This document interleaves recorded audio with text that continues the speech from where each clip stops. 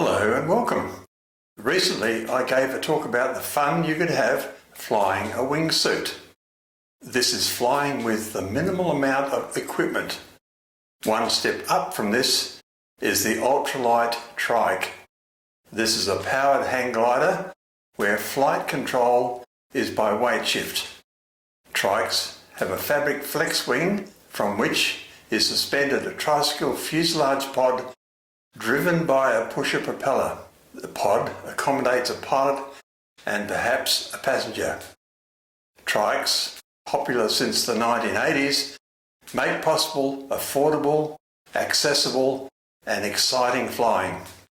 Trikes are also referred to as microlights, two-axis microlights, flex-wing trikes, microlight trikes, delta trikes, or motorised delta planes. The early history of the powered trike is the history of the development of the hang glider. Hang gliders are distinct from gliders which have been flown for centuries. In 1948, engineer Francis Rogallo invented a self-inflating wing which he patented in March 1951 as the flexible wing. Rogallo released his patent to the American government, and NASA's paraglider research vehicle engineering team experimented with Rogallo's wing, renaming it Parawing in order to evaluate it as a recovery system for the Gemini space capsules. The team adapted and extended the totally flexible principle into semi-rigid variants. This mainly involved stabilising the leading edges with compressed air beams or rigid structures like aluminium tubes. The wing remained limp until it was given firm but temporary shape by the wind in flight. The development of Mylar, an extremely light, strong plastic, improved the performance of the Rogallo kite. A crucial development was the introduction of several mechanical innovations developed by NASA with their paraglide research vehicle and flying jeep engineers who proved the Rogallo wing suitable for free flight gliding, powered and unpowered, and for safe landing. The airfoil's simplicity of design and ease of construction, along with its capability of slow flight and its gentle landing characteristics, did not go unnoticed by hang glider enthusiasts. The challenge then was to modify and fit a Rogallo flexible wing with an appropriate frame to allow it to be used as a hang glider. In 1961, the American engineer Thomas Purcell built a towable 4.9 metre wide Rogallo glider with an aluminium frame, wheels, a seat to hold a passenger and basic control rods. This was the first true hang glider. That year, Barry Hill Palmer built an early hang glider using bamboo. In 1963, Australian John Dickinson built hang gliders using aluminium. Mike Burns, an Australian engineer, developed and used the boat-towing Rogallo airfoiled Skyplane through the 1960s. John Dickinson partnered with Mike Burns to improve the Ski-kite. He formatted a Ski-kite that used the 1929 George Spratt simple triangle A frame with a single-point pendulum weight shift control. Dickinson's ski wing turned out to be stable and controllable under tow, unlike the flat manned kites used at water ski shows. Australian manufacturers Bill Bennett and Bill Moyes actively developed and marketed Dickinson's innovations to the world, which specifically fueled the hang glider revolution.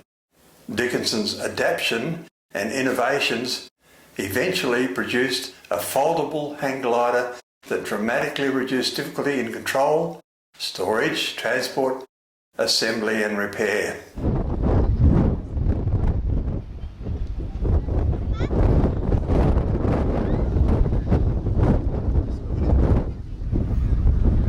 These early developers never made any money out of their innovations. In 1964, Swiss inventor Pierre Albert saw a photo of NASA's flying jeep and constructed a similar trike. As for the flying Jeep, his Rogallo wing was fixed and did not allow for pendulum weight shift control. By 1967, all para-wing projects were dropped by NASA in favour of using round parachutes. In March, Barry Palmer, an aeronautical engineer, completed the earliest example of a true weight shift powered trike, the paraplane. It was controlled by a single vertical control bar and had two engines of 13 horsepower driving a 27-inch propeller. He registered it as the Palmer Parawing D6. The second Palmer trike, Skyhook, had most of the attributes of a modern ultralight, except it used a single-cylinder snowmobile engine. The commercial availability of Dickinson's hang glider made the Rogallo wing very popular. Several builders during the 1970s attempted modernisation of their flexible wing aircraft, but unlike Barry Palmer, who placed the centre of gravity well below the keel, most builders were mounting the engine to the wing, which made control more difficult. Roland Magellan looked at the Motor Delta Ultralight, a hybrid Rogallo wing designed by Jean-Marc with a fuselage and a rudder. He decided to replace the Motor Delta's fuselage with a simple tubular framework pendulum, dispensing with the rudder. Magellan is generally thought to have invented the trike because he was the first to market. He called the first version Mosquito, selling it from October 1979, and it quickly became popular. Trike technology still shows its hang gliding origins, though the wings are no longer converted hang gliders but are designed for power. Manufacturers can be found in America, India, South Africa and Australia. Basic single-place ultralight trikes sell for between $10,000 and $17,000, depending upon which wing is included. Two-person high-performance trikes may cost from $15,000 to $30,000 and up. How do they perform? Brian Milton flew from London to Sydney in 1987 in the Dalgety Flyer. This was the longest recorded microlight flight, and it took 59 days. The Dalgety Flyer is now on display at Sydney Airport. In 1998, he made the first circumnavigation of the world by ultralight, completing the flight in 80 flying days. He was flying the Global Flyer, a Pegasus Quantum. This was a Guinness World Record for the first and fastest ultralight circumnavigation of the world, and resulted in the award of both the Britannia Trophy and the Seagrave Trophy.